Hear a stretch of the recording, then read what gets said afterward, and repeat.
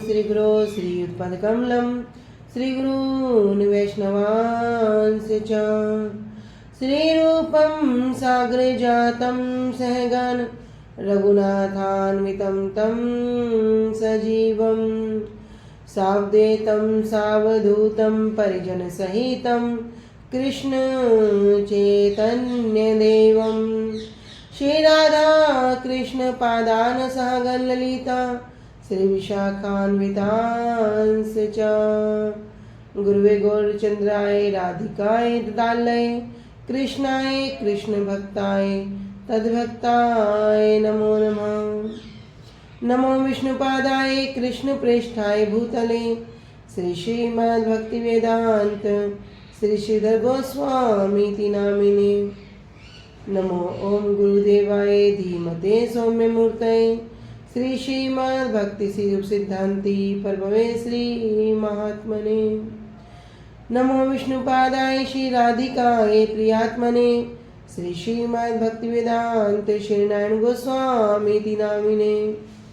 श्री कृष्ण लीला कथने सुदक्षम औदार्य माधुर्य गुणश्रीयुक्तं वरं वरेण्यं पुरुषं महान्तं नारायण त्वं शीर्षा नमामि।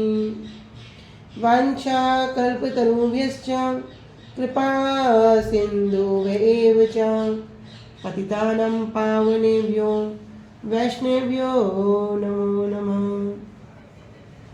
पंचतत्त्वात्मकं कृष्णं भक्तरूपं स्वरूपकं भक्तावतारं भक्ताख्यं नमामि भक्तशक्तिकं।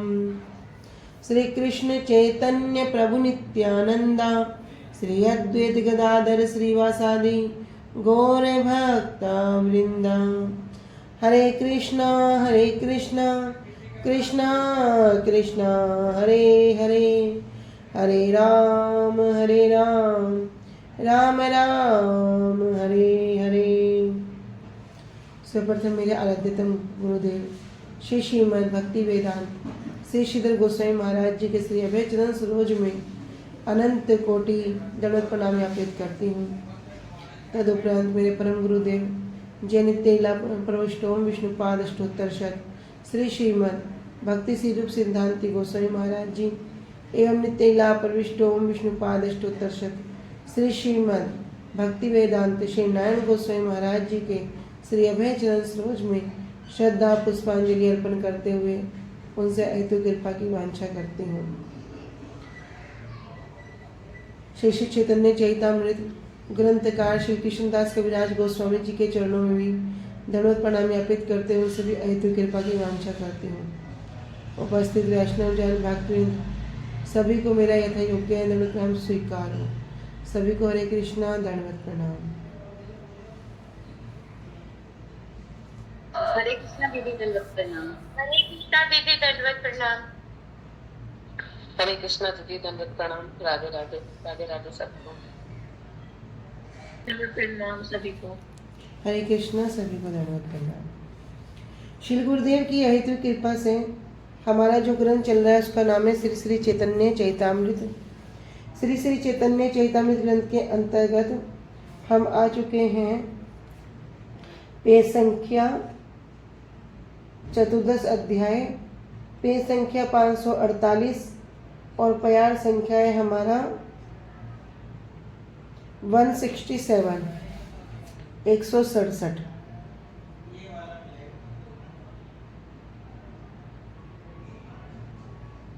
तो अब तक हमने श्रवण किया था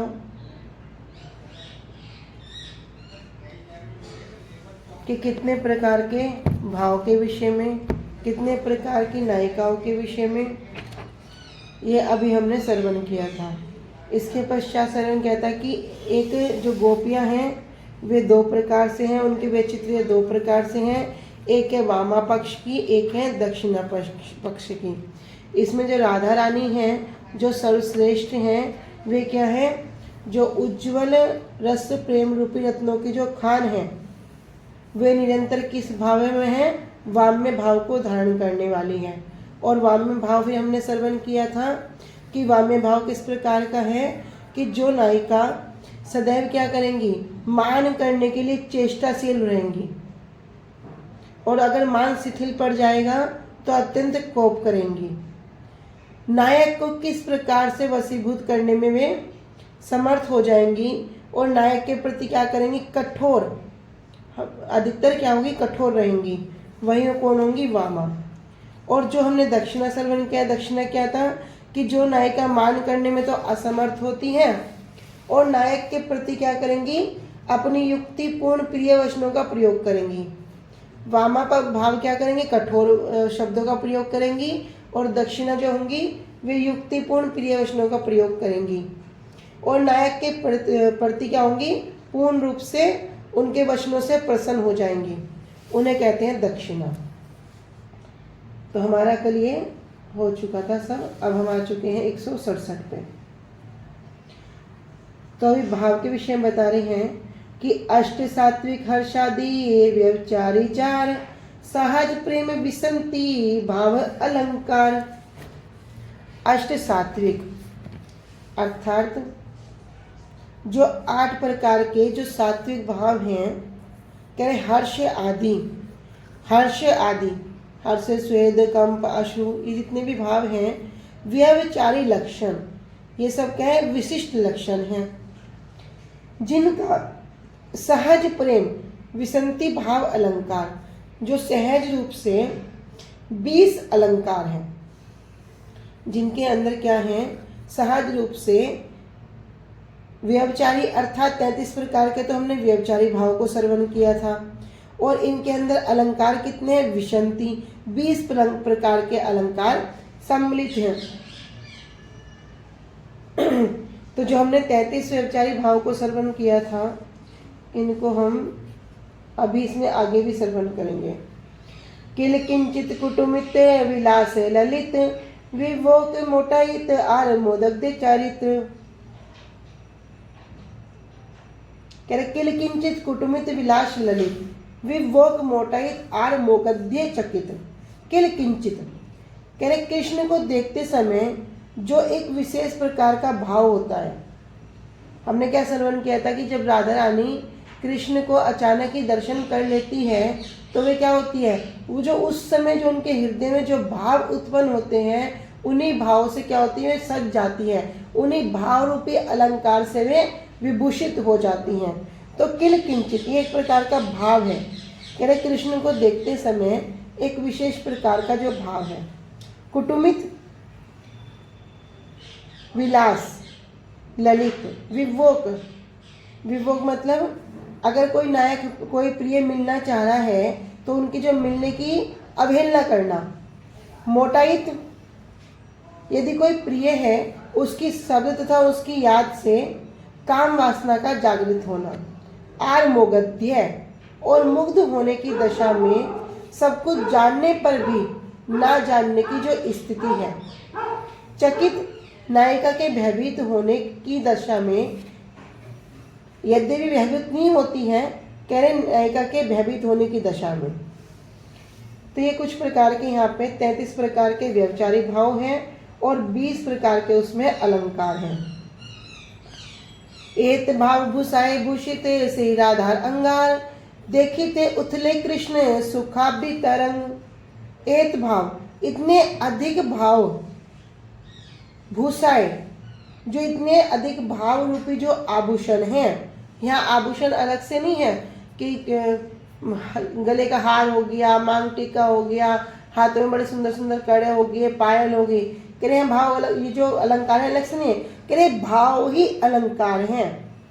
कह रहे इतने अधिक भाव भूषाओं, भाव रूपी अलंकारों से भूषित श्री राधा अंग, राधा रानी का जो अंग है, राधा रानी का जो शरीर है वो कैसा है, सजा हुआ है। देखिते उथले कृष्ण सुखाब्दी तरंग। और जब इस रूप को कृष्ण देखते हैं तो कृष्ण क्या होते हैं, सुखाब्दी तरंग। सुखाब्दी सुख समुद्र में, अब्दी अर्थात समुद्र, सुख समुद्र में डूबने लगते हैं, अर्थात उस सुख समुद्र में दिव्य दिव्य लहरें उठने लगती हैं। तो यहाँ वर्णन कर रहे हैं कि जो हमने 33 प्रकार के जो व्यभिचारी भाव हैं, अभी उनको हम श्रवण करेंगे। अमृत प्रभा भाष्य में श्री भक्ति विनोद ठाकुर जी कह रहे हैं सात्विक विकार 8 प्रकार के हैं। अष्ट सात्विक: स्तंभ, स्वेद, रोमांच, स्वरभंग अर्थात गले का अवरुद्ध हो जाना, बोलते बोलते गले को रुक जाना, वेपतु अर्थात कंप, शरीर में कंप होना, वैवर्ण्य अर्थात उनके जो रंग है रंग का परिवर्तन होना, अश्रु और प्रलय, ये 8 प्रकार के सात्विक भाव हैं। व्यभिचारी भाव है 33 प्रकार के। जैसे इसमें वर्णन बता दिया कि निर्वेद अर्थात उपेक्षा करना, विषाद, दैन्य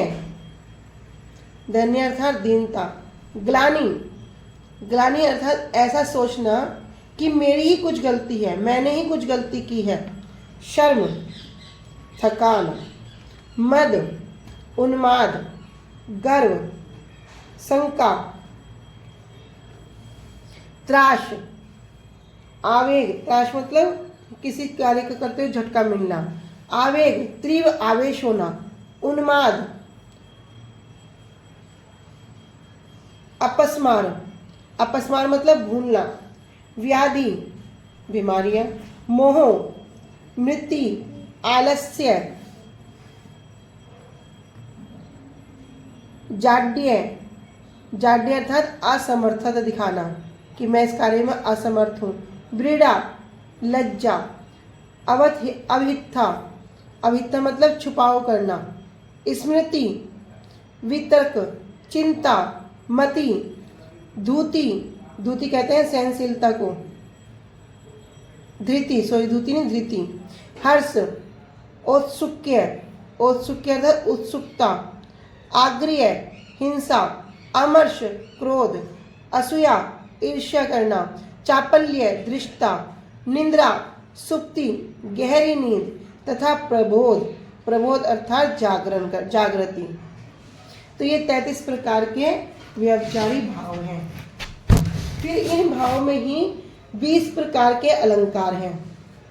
20 प्रकार के अलंकार क्या हैं? अंगज अर्थात जो अंगों में उत्पन्न हो रहे हैं। पहला हो गया भाव, दूसरा हो गया हाव, ये हमने पहले भी श्रवण किया था। तीसरा हो गया हेला,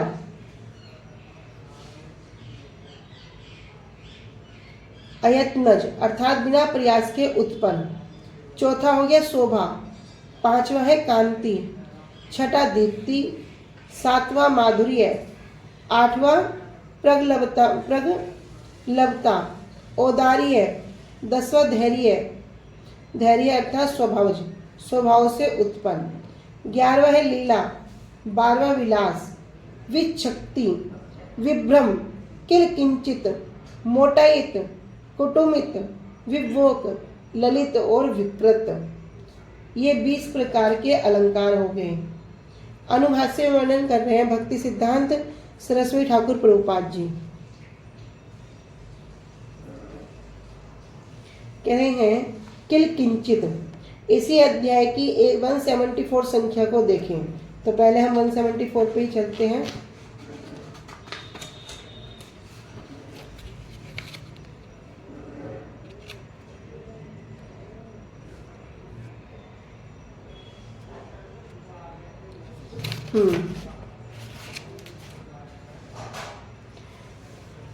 गर्व अभिलाष रुदित स्मित असूया भय क्रुधाम संकरीकारणम हर्षात उच्चते किलकिंचित। कह रहे गर्व अभिलाष, गर्व और अभिलाषा, रुदित रोदन, स्मित हंसना मुस्कुराना, असूया अर्थात ईर्ष्या, भय और क्रुधाम भय और क्रोध। ये 7 प्रकार के यहाँ प्रेम भाव के लक्षण बता दिए।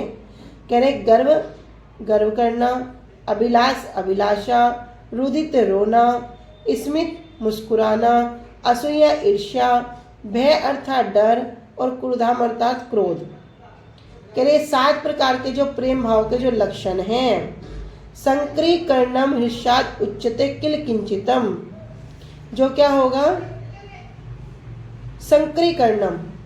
हर्षात, हर्षात अर्थात हर्ष के कारण, प्रसन्नता के कारण। संक्रीकरणम क्या हो गए? सिकुड़ गए, छुप गए। उसी के फलस्वरूप किल किंचितम, ये लक्षण क्या है? किल किंचित भाव कहलाते हैं कि गर्व, अभिलाष, रोदन, हास्य, असूया, भय और क्रोध, इन 7 भावों के हर्ष के साथ सम्मिश्रण को किल किंचित भाव कहते हैं। अर्थात जब किल किंचित भाव को हम श्रवण करेंगे या कहीं भी किल किंचित शब्द को श्रवण करेंगे तो समझ जाएंगे इसमें ये 7 प्रकार के लक्षण हैं, 7 प्रकार के भाव हैं।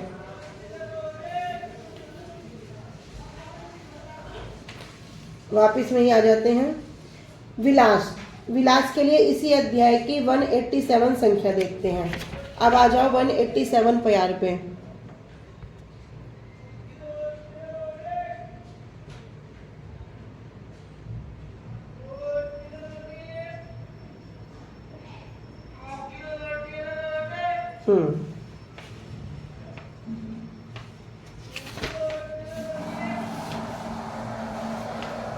गति आसन आदि नाम, मुख नेत्र आदि कर्म नाम, तात्कालिक काम तो वैशिष्ट्यम, विलास प्रिय संगजम। यहाँ पर कह रहे हैं गति, गति अर्थात चलते हुए, स्थान, स्थान अर्थात खड़े हुए, आसन आदि नाम, आसन मतलब बैठना, कह रहे बैठे हुए आदि का, मुख नेत्र आदि कर्म नाम, मुख पर, मुख अर्थात मुख पर, नेत्र अर्थात नेत्रों का, आदि कर्म नाम, आदि मुख नेत्र आदि कर्म नाम कर्मों का, तात्कलिकाम तु वैशिष्ट्यम, तात्कलिकाम उस समय से संबंधित, तात अर्थात उसी समय से संबंधित, तु वैशिष्ट्याम, वैशिष्ट्याम अर्थात जो विशिष्ट लक्षण है, विलास नाम प्रिय संगजम, प्रियतम के मिलने से उत्पन्न होता है, इसी को क्या कहते हैं? विलास। अर्थात जब नायिका के मुख को, नेत्रों को, उनके शरीर के अन्य भागों में प्रकट होने वाले अलग अलग लक्षणों को, जैसे उनके चलना, उनका खड़ा होना या उनका अपने प्रेमी से मिलना और यहाँ तक कि बैठने की मुद्रा को भी विलास कहते हैं। दोबारा सुन लो इसको। कह रहे प्रिय के संग से उत्पन्न, प्रिय संगम, प्रिय के साथ स्थान पर जाना, उनके साथ बैठना आदि एवं मुख नेत्र आदि अंगों का उस समय जो वैशिष्ट्य उदित होता है उसे विलास कहते हैं। तो ये हो गया विलास। ललित, ललित के लिए इसी अध्याय की 192 संख्या देखें। तो अब 192 पे आ जाओ सभी।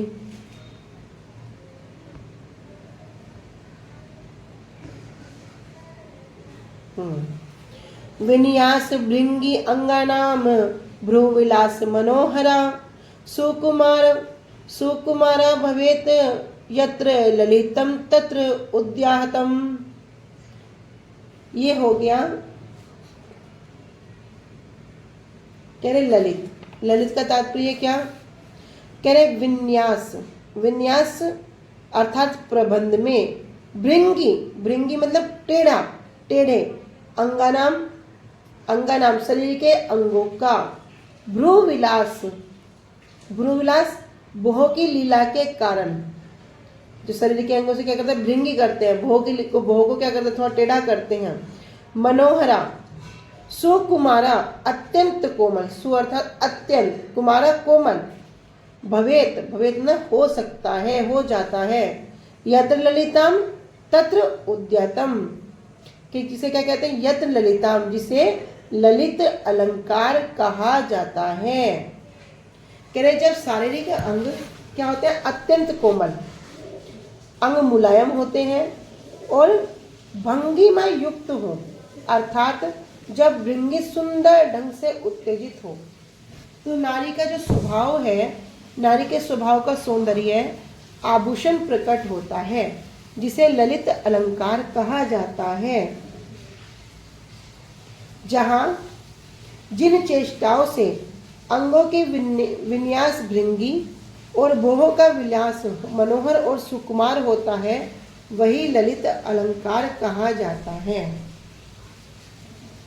तो यहाँ पर कह रहे हैं कि जिन चेष्टाओं से अंगों की क्या होगी, विन्यास भृंगी होंगी, भोह का विलास मनोहर होगा और अत्यंत कोमल होगा, वही ललित अलंकार कहा जाएगा। आगे कह रहे हैं विवोक। विवोक के लिए उज्ज्वल नीलमणि के अनुभाव प्रकरण में 75 संख्या देखें। अभी हमारा इसमें रह गया कुटुमित, इसी अध्याय की 197 पे आ जाते हैं कुटुमित के लिए।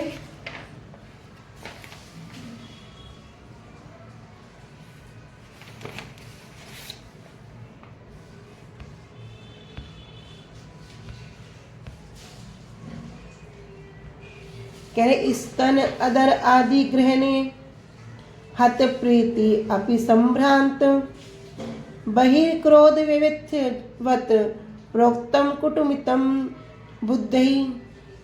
कह रहे स्तन अधर आदि अर्थात स्तन अधर अर्थात होठ आदि ग्रहणे हत प्रीति अपि संभ्रमतात।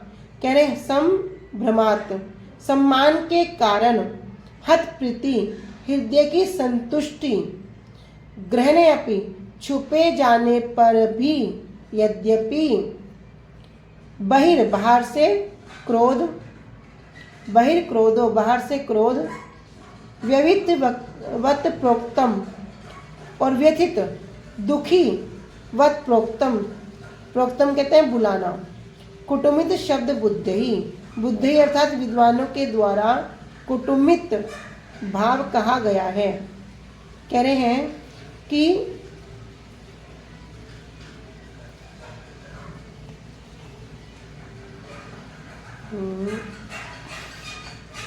कह रहे चोली या मुख को ढकने वाले आंचल को स्पर्श करने के समय हृदय प्रफुल्लित होने के कारण भी संभ्रम के कारण बाहर से क्रोध और व्यथित की भांति लक्षणों को कुटुमित कहते हैं। कि जब कृष्ण क्या करते हैं, उनकी साड़ी की किनारी उनके घूंघट को पकड़ लेते हैं तो बाहर से अपमानित और क्या करेंगी, क्रोध प्रतीत होंगी, दिखेंगी कैसी कि बड़ा अपमान हो गया, बड़ा क्रोध दिखा रही हैं, किंतु हृदय में क्या करेंगी, हृदय में बड़ा सुख का अनुभव करती हैं।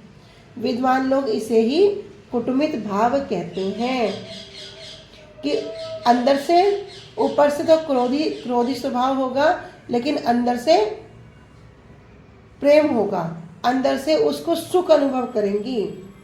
कह रहे चोली या मुख को ढकने वाले आंचल को स्पर्श करने के समय जब कृष्ण क्या करते हैं, उस आंचल को पकड़ लेते हैं, तब बाहर से क्या करेंगी, अंदर से तो हृदय प्रफुल्लित होगा, कह रहे होने पर भी संभ्रम सम्मान के कारण बाहर से क्रोध और व्यथित की भांति बाहर से क्रोध को प्रकाशित करेंगी। ऐसे लक्षणों को ही कुटुमित कहते हैं।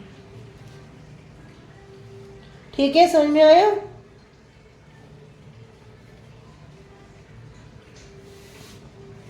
जी दीदी। ठीक है, आगे चलते हैं। अब इसको हम वापिस आ जाते हैं अपने प्यार संख्या 169 के लिए। अनुभाष्य, ये हमारा, हाँ, अब अनुभाष्य पे आ जाते हैं। कह रहे किल किंचित इस अध्याय की 174 संख्या देखिए, वो हम देख चुके हैं। कुटुमित के लिए 197 देख चुके हैं, विलास के लिए 187 देख चुके हैं और ललित के लिए 192 भी देख चुके हैं। और विभोग के लिए बताया कि उज्ज्वल नीलमणि के अनुभाव प्रकरण में 75 संख्या। हरे कृष्णा दीदी। दीदी ये सब बहुत कठिन सा लग रहा है, इसको याद कैसे करें हम इन सब चीजों को? अभी याद मत करो, अभी श्रवण करो, याद श्रवण करते करते हो जाएगा। पराभक्ति यथा देवे तथा गुरु तस्यते कथिता ही अर्था प्रकाशनते महात्मने। कि जिसकी यश्य देव पराभक्ति, भगवान के प्रति जैसी भक्ति है, यथा देवे तथा गुरु वैसी ही भक्ति अगर यदि गुरुदेव के प्रति हो जाए, वैसी ही भक्ति यदि गुरुदेव के प्रति हो, तस्यते कलिता ही हर्ता प्रकाशन्ते महात्मने, उसके हृदय में सभी श्रुति साथ अपने आप प्रकाशित हो जाते हैं। तो याद करने के लिए आवश्यक नहीं है, याद तो अपने आप हो जाएगा जब भी गुरु वैष्णवों की कृपा होगी। ठीक है, अभी श्रवण करो। अभी हमारा बेसिक लेवल बहुत है जो हमें याद करना है। ठीक है,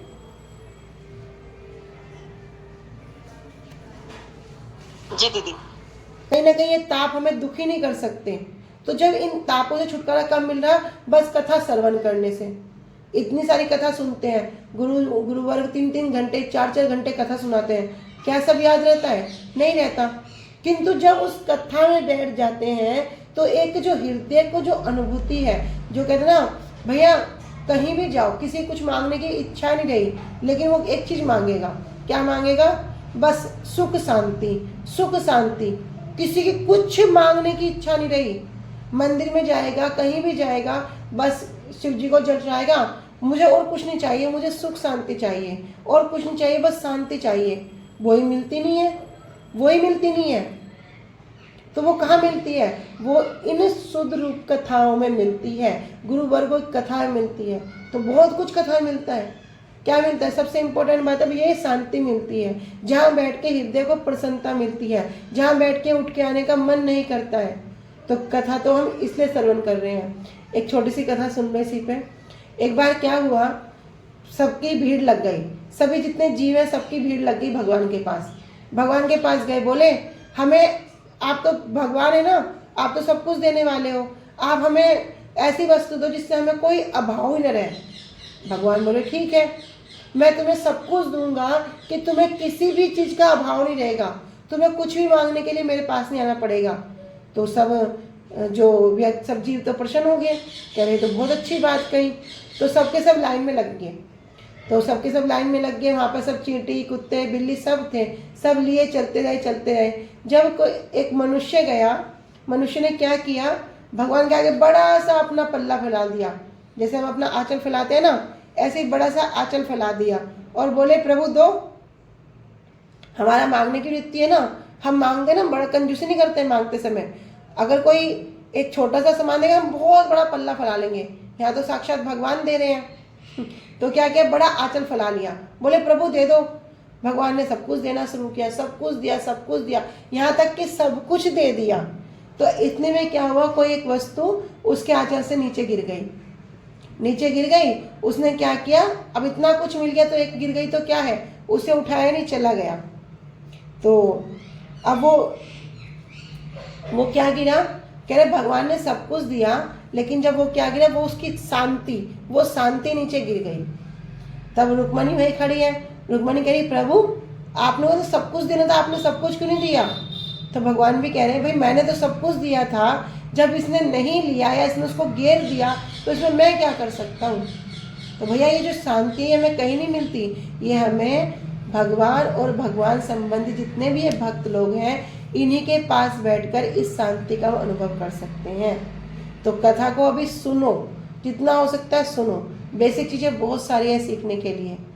हम बेसिक चीज़ सीखेंगे, हम कंठी क्यों धारण करते हैं, हम कंठी क्यों पहन रहे हैं, ये तिलक क्यों लगा रहे हैं, क्यों तिलक को लगा के सब जगह घूमते हैं। गुरुजी बताते ना, अरे क्या तिलक कंठी लगा के बैठ गए, भक्ति करनी तो मन में रखो ना, किसी ने बोल दिया तो क्या कहोगे, क्या कहेंगे वहाँ पे? तिलक का क्या महत्व है, कंठी क्या महिमा है, ये सब कुछ हमें आना चाहिए। हम माला करते हैं तो क्यों करते हैं, हम जगह तहाँ जगह जगह जपा कर रहे हैं, क्यों कर रहे हैं? जबकि भजन तो कहते हैं ना, भजन और भोजन छुप के करना चाहिए, फिर हम जगह जगह क्यों कर रहे हैं? फिर गुरुजी उदाहरण के साथ बताते हैं कि जिस प्रकार संसारिक पति के लिए कोई बहुत ज़्यादा श्रृंगार करता है, भैया उनके लिए 16 श्रृंगार करते हैं, माथे बिंदी लगाएंगे, होठों पे लाली लगाएंगे, कानों में बड़े बड़े कुंडल पहनेंगे, हर एक जगह ऊपर से नीचे तक श्रृंगार ही श्रृंगार करेंगे। कोई चूड़ी पहनेंगे, पजवे पहनेंगे, बिछुए पहनेंगे, सब श्रृंगार करेंगे साधारण पति के लिए, जो इस जड़ जगत का पति है, जो हमारे प्रारब्ध के कर्मों के कारण हमें मिला है। उस पति के लिए क्या करेंगे, इतने इतने श्रृंगार करेंगे। किंतु भैया जो हमारा जो परम पति है, जो भगवान है, उनके लिए क्या कर रहे हो, उनके लिए क्या किया? तो उनके लिए श्रृंगार क्या है, ये तिलक, ये कंठी, ये नाम जपी तो श्रृंगार है। तो साधारण जगत के पति के लिए इतना श्रृंगार कर सकते हैं, तो उस परपति परम पति के लिए नहीं कर सकते। कहते ना, अगर कोई बड़ी अभी सधवा स्त्री है, कोई बड़ा सुंदर श्रृंगार करती है, एक दिन क्या हुआ, सारा श्रृंगार को उतार कर जाके पति के सामने बैठ जाए, तो पति उसे पसंद करेगा? बोले अरे क्या कर लिया ये, तू कोई विधवा हुई है, मैं तो अभी जिंदा हूँ, मुझे जिंदे को मार दिया, तू इस तरह से कर रही है। तो कह रहे जब वो एक साधारण जगत का पति बिना श्रृंगार के देख के तुम्हें प्रसन्न नहीं होएगा, तो वो जगतपति कैसे प्रसन्न हो सकता है। तो ऐसी बहुत सारी कथाएं हैं जो गुरुदेव वैष्णव जन हमें श्रवण कराते हैं, याद अभी उनको करो, ठीक है। हरे कृष्णा। जी दीदी। तो आगे कह रहे हैं, इष्टे अपि गर्व मानाभ्याम विभोग कहा शाद अनादरहा, अर्थात गर्व और मान के द्वारा प्रियतम अथवा उनके द्वारा दी गई वस्तु के अनादर को विभोग कहते हैं। दोबारा श्रवण कर लो इसको। कह रहे गर्व और मान के द्वारा, जब गर्व हो गया और मान आ गया तो प्रियतम अपने प्रिय के द्वारा भी दी गई वस्तु को अनादर करना, उस अनादर को विभोग कहते हैं। मोटाइत उज्ज्वल नीलमणि में अनुभाव प्रकरण में कह रहे हैं, हृदय में प्रीतम की स्मृति और कथा जनित उनकी भावना से जो अभिलाषा उत्पन्न होती है, कांत स्मरण से वार्तादो हृदय तद भाव भावता प्राकट्यम अभिलाषस्य मोटाइम उदयते। कह रहे हृदय में कांत स्मरण, कांत को अर्थात अपने स्वामी की स्मरण करने से, वार्ता दो कथा जनित उनकी जो बातें हैं उनको स्मरण करने से, तद भाव भावता और तद अर्थात उसी भावना में भावित होने से जो अभिलाषा उत्पन्न होती है, प्राकट्यम अभिलाषायम अभिलाषस्य, कह रहे जो अभिलाषा उत्पन्न होती है, मोटा इत इतम उदीयते, उसी को मोटाइत कहलाती है। कह रहे हृदय में प्रियतम की स्मृति और जो उनकी वार्ता है, कथाएं हैं, उनकी भावना से जो अभिलाषा उत्पन्न होती है उसे ही मोटाइत कहते हैं। तो ये एक एक शब्दों के एक्सप्लेनेशन दे दिए, यदि कोई इनको नोट भी करेगा तो कर लेंगे, ठीक है। आगे कह रहे हैं,